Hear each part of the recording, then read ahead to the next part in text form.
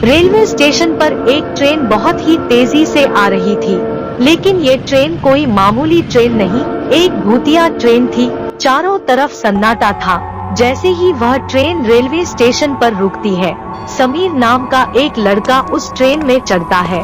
उसे अंदर कोई भी दूर दूर तक दिखाई नहीं देता, मानो जैसे इस ट्रेन के अंदर समीर अकेला हो।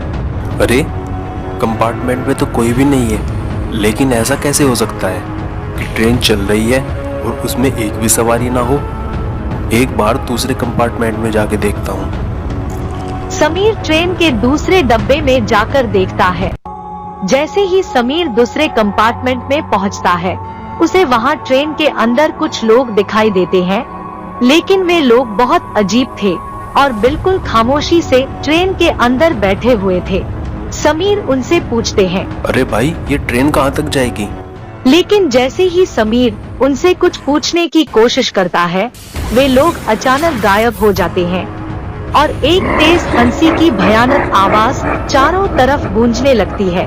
समीर को बहुत अजीब लगता है और समीर काफी डर जाता है, लेकिन इतने में अगला स्टेशन आ जाता है। समीर जल्दी से ट्रेन से उतर जाता है। स्टेशन पर उतरकर समीर चैन की सांस लेता है, लेकिन वहाँ भी पूरा स्टेशन खाली था। तभी उसे किसी के चलने की आवाज आती है। समीर पीछे देखता है तो एक बूढ़ा व्यक्ति पीछे से चलता हुआ दिखाई देता है, जो समीर की तरफ ही आ रहा होता है। समीर उस बूढ़े व्यक्ति को रोककर पूछता है, अरे दादाजी, ये स्टेशन इतना खाली क्यों है? और ट्रेन में भी अंदर जो लोग हैं वो भी बहुत अजीब हैं। उनके चेहरे भी कितने अजीब हैं। जब मैंने उनसे कुछ पूछने की कोशिश की तो सब एकदम से गायब हो गए और एक भयानक हंसी की आवाज ट्रेन में चारों तरफ गूंजने लगी। तभी मैं इस स्टेशन पर उतर गया। बहुत किस्मत वाले हो तुम, जो इस ट्रेन में सही सलामत उतर कर बाहर आ गए, वरना आज तक इस ट्रेन में जो कोई चढ़ा है वो कभी लौटकर दोबारा वापस नहीं आया है। क्यों दादाजी, ऐसा क्या है इस ट्रेन में जो आप मुझसे ऐसी बातें कह रहे हो? आखिर क्या कहानी है इस ट्रेन की? क्यों ये ट्रेन इतनी हॉरर ट्रेन है? फिर बूढ़ा व्यक्ति समीर को सारी बातें बताने लगता है। कुछ साल पहले की बात है।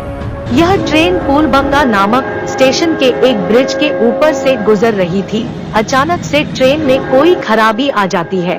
अरे, ये क्या हो रहा है? कुछ समझ में नहीं आ रहा। मैं जितना ही ब्रेक लगाने की कोशिश कर रहा हूँ, ट्रेन उतनी ही तेजी से आगे की तरफ बढ़ रही है। ऐसे तो सब लोग मारे जाएंगे। तभी ट्रेन का टीसी ड्राइवर के कंपार्टमेंट में पहुंचता है और ड्राइवर से कहता है, अरे, बहुत मुसीबत आ गई है। फूलबंगा ब्रिज आगे से टूट गया है। अगर ट्रेन को जल्दी ही नहीं रोका गया तो ट्रेन खाई में गिर जाएगी और हम सब मारे जाएंगे। लेकिन मैं क्या करूं? मैं तो ट्रेन को बहुत रोकने की कोशिश कर रहा हूं, लेकिन जैसे ही ब्रेक लगा रहा हूं, ट्रेन और तेजी से आगे बढ़ रही है। तभी ट्रेन में एक बहुत तेज से झटका लगता है और ट्रेन के सभी यात्री उथल पुथल हो जाते हैं। ड्राइवर टीसी से कहता है, तुम एक काम करो, तुम जल्दी ही पैसेंजर के पास जाओ और उन्हें संभालने की कोशिश करो, कहीं वे डर न जाएं।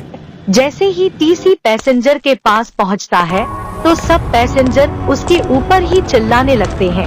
अरे भाई, ये सब क्या हो रहा है? ट्रेन में इतना जोर का झटका क्यों लगा? क्या हमसे इसलिए इतना महंगा किराया लेते हो कि हमें इस तरह की यात्रा कराओगे तुम?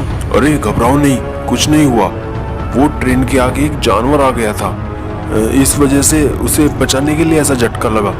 तुम घबराओ नहीं, हम जल्दी अगले स्टेशन पर सही सलामत और जिंदा पहुंच जाएंगे। यह कहकर टीसी ट्रेन के ड्राइवर के पास पहुंच जाता है, लेकिन ड्राइवर जितना भी ट्रेन को रोकने की कोशिश करता है, ट्रेन उतनी ही गति से आगे की तरफ बढ़ती जाती है और देखते ही देखते ट्रेन फूलबंगा नाम के ब्रिज के ऊपर पहुंच जाती है और ट्रेन नीचे खाई में गिर जाती है। इसके साथ ही ट्रेन के अंदर बैठे सभी लोगों की मौत हो जाती है, लेकिन पैसेंजर के मरने के बाद भी आज तक उनकी आत्मा को शांति नहीं मिली, जिसकी वजह से वह भूतिया ट्रेन आज भी पटरी पर चलती है और उस ट्रेन ने आज तक ना जाने कितने लोगों को मार डाला है। तो क्या बाबा, इन लोगों को मुक्ति दिलाने का कोई रास्ता नहीं है? अगर इन लोगों को मुक्ति नहीं मिली तो ये तो ऐसे ही भटकते रहेंगे और न जाने कितने आदमियों की ऐसे ही बिना वजह मौत होती रहेगी। कुछ तो उपाय होगा ना इन्हें मुक्ति दिलाने का। एक उपाय है बेटा, अगर मुर्दों को मुक्ति दिलानी है तो एक बहुत बड़ा यज्ञ करवाना होगा और इनकी आत्मा को शांति दिलवानी पड़ेगी। उस बुजुर्ग आदमी के बात सुनकर समीर मन में ठान लेता है कि उस ट्रेन के सभी मुर्दों को मुक्ति दिलानी है। इसलिए अगले दिन सुबह समीर एक तंत्रिक को लेकर प्लेटफॉर्म पर आता है, जिसके बाद वो तंत्रिक एक महायज्ञ शुरू कर देता है और मंत्र का उच्चारण करने लगता है। ओम नमः शिवाय, ओम नमः शिवाय। जय काली कलकत्ते वाली, तेरा वचन न जाए खाली, आई बला को टाल तू।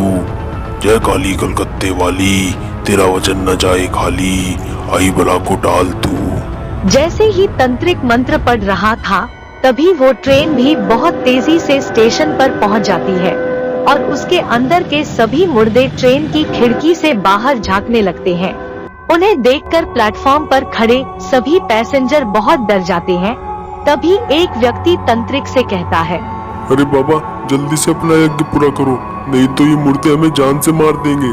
बेटा, ये यज्ञ है, इसे पूरे अनुष्ठान से ही संपन्न करना जरूरी है। अगर इसमें कुछ भी गलती हुई तो हमें लेने के देने पड़ सकते हैं। मुझे अपना काम करने दो, तुम थोड़ा पीछे हो जाओ। फिर तांत्रिक महायज्ञ शुरू कर देता है। ओम त्र्यंबकम यजामहे सुगंधिम पुष्टिवर्धनम उर्वारुकमिव बंधनान मृत्युमुक्षयमामृतात्। ओम त्र्यंबकम यजामहे सुगंधिम पुष्टिवर्धनम उर्वारुकमिव बंधनान मृत्युमुक्षयमामृतात्। जैसे ही तांत्रिक मंत्र का उच्चारण कर हवन में सामग्री डालता है, वैसे ही मुर्दों की शक्ति भी धीरे धीरे कम होने लगती है और मुर्दे कमजोर पड़ने लगते हैं। धीरे धीरे तांत्रिक मंत्रों का उच्चारण तेज करने लगता है। ट्रेन में बैठे सभी मुर्दों में आग लग जाती है और वे सब के सब गायब हो जाते हैं। इस तरह समीर की बहादुरी और सूझबूझ से सभी मुर्दों की आत्मा को शांति मिल जाती है।